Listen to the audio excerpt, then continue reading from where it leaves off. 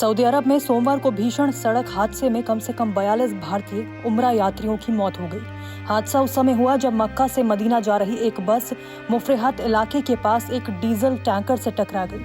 लेकिन उम्रा आखिर होता क्या है, आपको बताते हैं। इस्लाम की दुनिया में इबादत सिर्फ नमाज और रोजे तक सीमित नहीं है। मुसलमानों की जिंदगी 5 बुनियादी अरकानों पर टिकी होती है: शहादा, नमाज, ज़कात, रोजा और हज। इन्हीं में से हज को बहुत बड़ा दर्जा दिया गया है। जैसे हिंदू धर्म में 4 धाम की यात्रा को माना जाता है, लेकिन इन्हीं पवित्र यात्राओं के बीच एक और सफर है जो दिल को सुकून और रूह को नूर से भर देता है। वो है उम्रा। कई लोग उम्रा को छोटा हज भी कहते हैं, लेकिन हज और उम्रा दोनों की अपनी अपनी पहचान और अहमियत है। आइए इसके बारे में जानते हैं। उम्रा असल में एक रूहानी ट्रिप है जो मुसलमानों को मक्का मुकर्रमा तक ले जाती है। ये हज की तरह फर्ज नहीं बल्कि एक मुस्तहब इबादत है, यानी इसे करने पर अज्र मिलता है, लेकिन ना करने पर कोई गुनाह नहीं होता।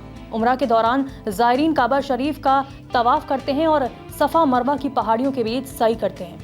ये एक सादा लेकिन बेहद भावनात्मक और सुकून देने वाला सफ़र माना जाता है। उम्रा को छोटा हज इसलिए कहा जाता है क्योंकि इसमें भी काबा का तवाफ और सफ़ा मरवा की सई शामिल होती है।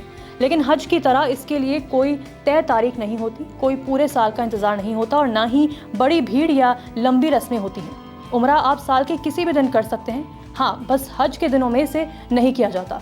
और अच्छी बात यह है कि ये कुछ ही घंटों में पूरा हो सकता है। हालांकि लोग इसे 3 से 10 दिन में आराम से अदा करते हैं। उम्रा के 4 अहम हिस्से होते हैं। पहला, इहराम बांधना। ये उम्रा की शुरुआत होती है। तय मकाम पर मुसलमान इहराम की नियत करके 2 सफ़ेद कपड़ों में बदल जाते हैं। ये अल्लाह के सामने बराबरी का प्रतीक माना जाता है। दूसरा, काबा शरीफ का तवाफ। मक्का पहुंचकर काबा के चारों ओर 7 चक्कर लगाए जाते हैं। हर चक्कर के साथ दुआएं की जाती हैं, शुक्र अदा किया जाता है और दिल अल्लाह की याद में भीग जाता है। तीसरा, सफ़ा और मरवा की सई। तवाफ के बाद सफ़ा से मरवा तक 7 बार चलना होता है। ये हज़रत हाजरा की कुर्बानी और सब्र की याद में किया जाता है। चौथा, हलक या तकसीर। अंत में बाल कटवाना या थोड़ा सा कतरवाना उम्रा का आखिरी हिस्सा होता है। इससे उम्रा पूरा हो जाता है। उम्रा का सबसे बड़ा प्लस पॉइंट यही है कि ये किसी भी महीने और किसी भी दिन किया जा सकता है, लेकिन रमज़ान का उम्रा बहुत खास माना जाता है। हदीसों में इसकी फजीलत हज के बराबर बताई जाती है। इस्लामिक मान्यताओं के अनुसार उम्रा एक ऐसी इबादत है जो इंसान की रूह और दिल दोनों को साफ कर देती है। इसके कुछ बड़े फायदे भी हैं। पहला, गुनाहों की माफ़ी। उम्रा इंसान के छोटे छोटे गुनाहों को मिटाने का जरिया बनता है। दूसरा, दिल को सुकून मिलता है। काबा के सामने खड़े होकर दुआ करना ऐसी राहत देता है जिसे शब्दों में बयां करना मुश्किल है। तीसरा, ईमान मजबूत होता है। अल्लाह के घर की जियारत इंसान के ईमान और यकीन को गहरा कर देती है।